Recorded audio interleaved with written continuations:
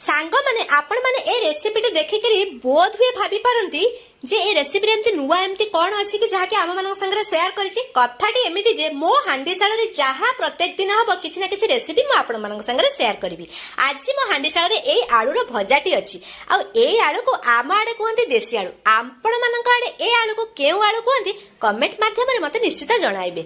आलू टिको काटिया पूर्व मु हाथ रे टिके तेल मारी नैथिली कारण एथरे लाळ अंश थाए आलू रे काळे हाथ गलु करिवो सेथिपई मु तेल मारी नैथिली आकु टिके मु पकेइथिली हळदी पानी रे जहाद्वारा कि एगुड़ा कला पड़ोनी आपको सिझाई नेली सिझाई जो दरदर सिझा हो गला आपको मुझ छुंक कर नेली टिके अधिका मात्रा मु तेल देइथिली कारण ए आलूटा टिके क्रिस्पी भजा भी हम आउ भारी स्वादिष्ट लगिवो।